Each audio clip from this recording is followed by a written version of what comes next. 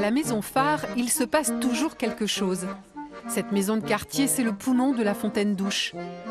Certains viennent pour un atelier, d'autres pour bavarder avec des amis, autour d'un thé ou un café. Comme ces 4 femmes.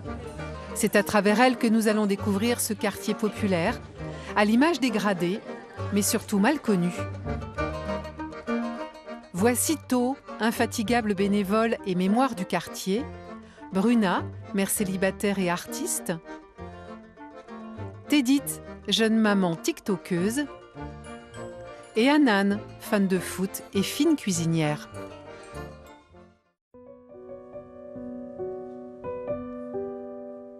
Je suis en train de faire un lion, un peu à mon style, avec tous ces collages et tout ce mélange des matériels que j'utilise.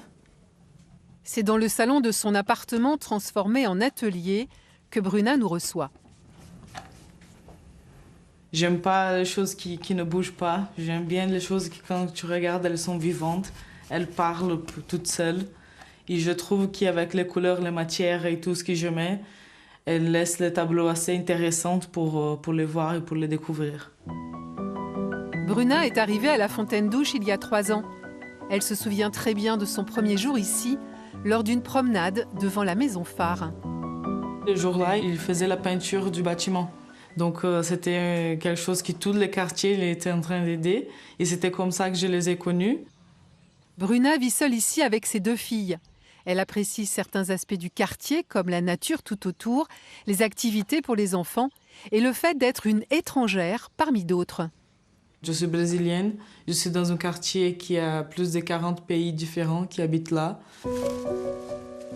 On respire ça à la Fontaine-Douche. Il y a toute cette multiculturalité. En fait, c'est pas négatif. C'est pas simple vivre dans une autre culture, dans un autre pays, avec tellement du monde différent et autant de temps sans rentrer chez toi, sans avoir tes racines, ta façon de faire, tes gens, ta famille. Mais il y a les problèmes liés au trafic de drogue dans le quartier qui engendrent chez elle un sentiment d'insécurité pour ses filles.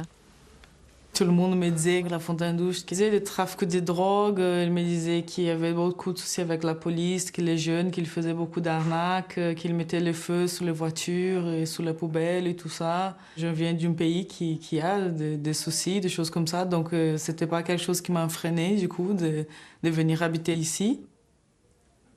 Tout ce qu'il me disait sur le quartier, c'était vrai. Mais en fait,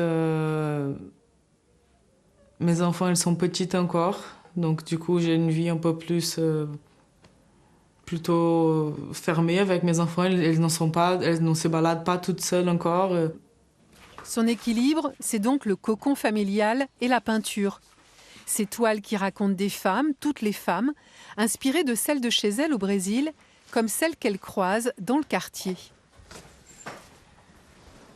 Je crois que les femmes, elles sont construites de beaucoup des émotions, elles sont construites de beaucoup des expériences surtout. Et je trouve que je retraite beaucoup ça avec les matières différentes. Je crois que la vie, elle est comme ça. Elle est faite des couches et plus on rajoute, plus on a des détails, plus on a de diversité, plus on a des petites choses à voir et à découvrir. Demain, c'est une de ces femmes que Bruna croise dans le quartier que nous rencontrerons, Anan. Elle a grandi ici et ne se voit surtout pas vivre ailleurs.